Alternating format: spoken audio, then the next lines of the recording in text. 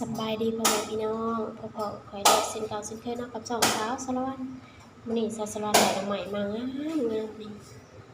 น้ำใหม่ขาวๆงามเลยอันนี้เฮาสิแกงเนาะใส่ไว้ในกระซามส่วนอันนี้เฮาสิเฮ็ดน้ำใหม่ทุงเอาไว้แกงบักหนาเนาะนี่เฮาสิต้มน้ำเดือดๆแล้วก็เอาน้ำใหม่ลงไปลวกเฮาบ่ได้ต้มมันจืดลวกก็ยัดใส่ถุงไว้ใส่ถุงนี่ถุงร้อนไว้เนาะเวลาเขาอยากเขาก็ออกมาแกงแซ่บๆเลยได้หลายเฮ็ดนี่เขาสิยำตัวนี้นี่เขาสิไปยำแล้วก็ไปแกงเนาะนี่เขาสิต้มน้ำใหม่ต้มใส่ถุงเนาะต้มน้ำมันกดก่อนจังเอาน้ำใหม่ลงนี่เขาสิยำน้ำใหม่นะเดี๋ยวแกงหนักอ่อน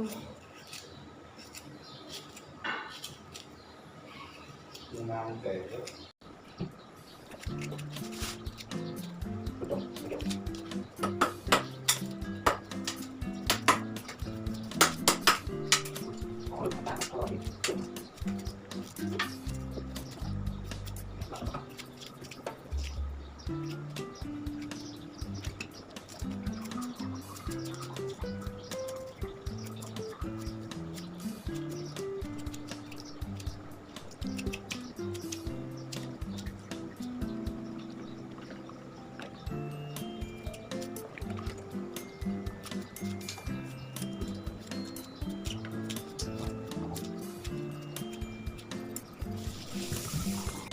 ็ได้น้ำเขาขดแล้วเนาะจะเอาน้ำใหม่เขาลงนี่น้ำใหม่เขาสิลวกปุ๊บ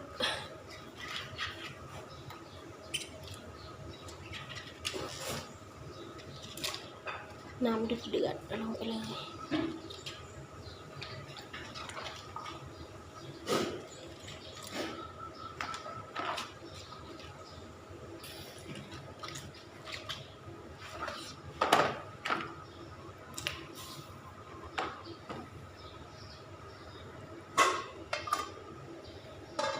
ต้มไปประมาณ5 นาทีเขาก็ปิดแก๊สได้เลยนะนี่เขาข้างหม้อแกงเนาะเดี๋ยวเขาก็สิใส่น้ำใหม่ที่เขายำแล้วใส่ลงไปเลยเยอะ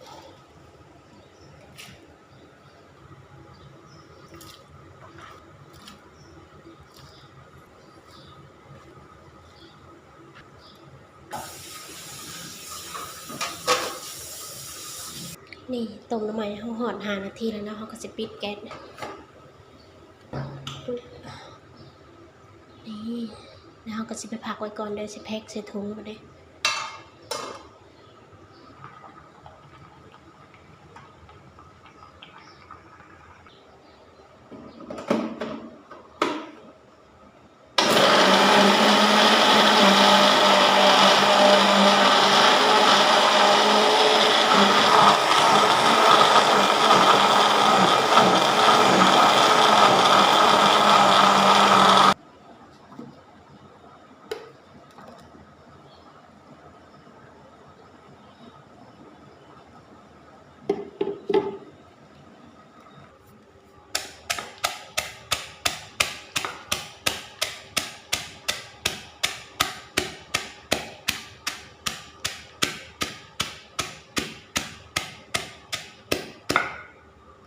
นี่ตำกระเบือเขาใส่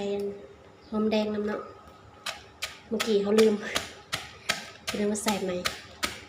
กระเบือบักพริกนั่นแหละใส่หอมแดงลงไปแล้วก็ตำมันแหลกๆก็จะไปแกงหน่อไม้กันนี่เขาเตรียมแกงหน่อไม้เขาต่อบัดนี้เขาต้มหน่อไม้จืดแล้วเนาะอันนี้น้ำยานางเขาปั่นแล้วส่วนอันนี้มีเป็นเห็ดหูหนูเนาะกับผักขะแยงเห็ดหูหนูเขาสิใส่เลยเพราะว่าเขาแกงแบบแป๊บเดียวกันแล้วเนาะว่าบักเขาก็บ่ได้ใส่บักบวบเขาก็บ่มีเราก็ใส่สามที่เขามีเนาะใส่เห็ดลงไปส่วนผักขะแยงที่เหลือก็เอาไว้ใส่ตอนมันสุกแล้วแล้วก็ข้าวเบื่อที่เขาไปตำเนาะบักพริกหอมแดงที่เขาไปตำ แล้วก็เทน้ำยานางเขาปั่นข้นๆมานี่เคี้ยวข้นเลยแล้วก็จะไปข้างหม้อแกงแบบนี้น่ากินเลยแค่นี้ก็เป็นตาแซ่บแล้ว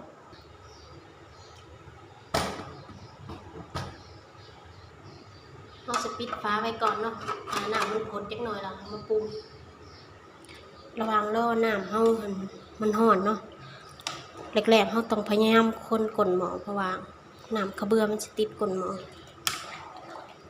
นี่เศษให้แกงหน่อไม้เรามีกลิ่นเหม็นภายในกระเบื้อเนาะเราก็ต้องคนบ่อยๆน้ำยานางเคี้ยวงามเคี้ยวข้น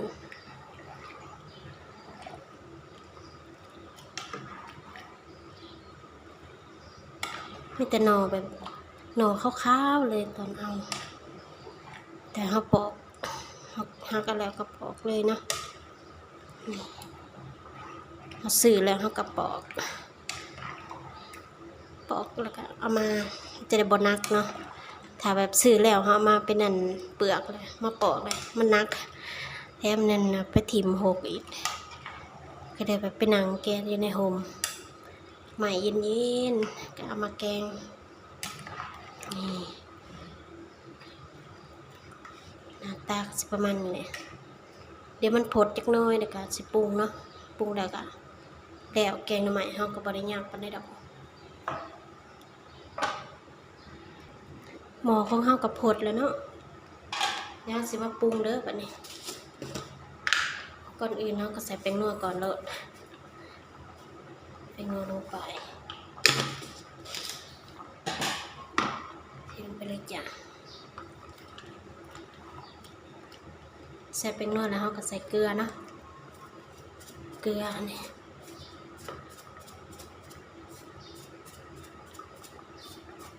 ใส่ลายเล็กจักหน่อยเพราะว่าบ่มีปลาแดกสดมีปลาแดกปรุงก็เลยแบบใส่เกลือไปในลายหน่อยต่อไปเป็นน้ำปลาแดกเนาะ2 ช้อนประมาณ3 ทัพพีนะตอนนี้ก็หอมแล้วใส่น้ำปลาแดกลงไปก็หอมหวนด้วยแกงหน่อไม้เฮาก็สุกแล้วเนาะพอได้เพราะว่าด้นเติบแล้วระหว่างรอน้ำมันพดนะคอยกับไปเฮ็ดนั่นเฮ็ดนี่หั่นไม้ที่กะหมอพดบัวแล้ว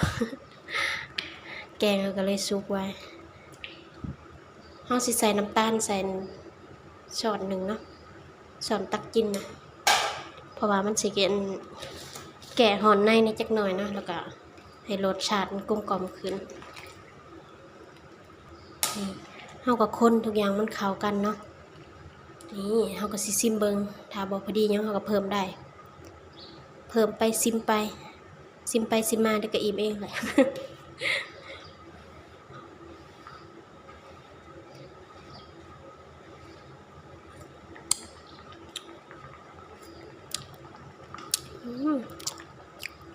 พอแหละบ่ต้องปรุงเพิ่มแล้วแซ่บแล้วหน่อไม้มันหวานเนี่ยหน่อไม้อันอ่อนๆเลยหน่อไม้หน่อนางดินทั้งนั้นเลยแหนงมันก็ได้มาบ่หลายดอกแบบ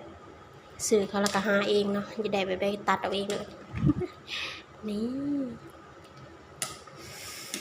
แกงหน่อไม้ตอนเที่ยง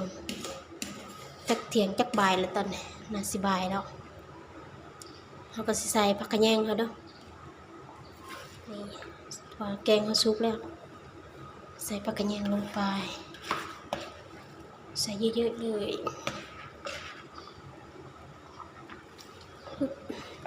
นี่เขาใส่ผักกระแยงแล้วเขาก็ปิดแก๊สได้เลยนะเพราะว่าสุกแล้ว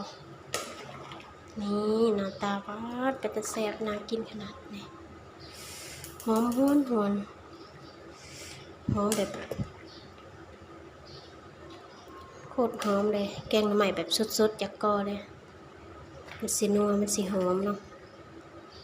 นี่หอมมาเด้อมากินข้าวนำกันตอนเที่ยงตอนบ่ายเนาะคลิปนี้ก็อำลาพาจากไปเพียงเท่านี้เด้อฝากกดไลค์กดแชร์กดติดตามเพื่อบ่พลาดคลิปใหม่ๆไปแล้วสบายดี เดี๋ยวนั้นคลิปต่อไปก็จะเป็นคลิปกินเนาะปิดแก๊สก่อนนี่ว่าสิปิดคลิปแล้วเนาะแต่ลืมให้เบิ่งอันน้ำใหม่ถุงที่เฮาเฮ็ดเนาะเฮาได้2ถุงใหญ่เลยนี่2ถุงเฮาแกงได้ตั้ง2ดอกเนาะเฮาเฮ็ดใส่ถุงแบบเรียบร้อยเลยนี่ถุงบักใหญ่โลด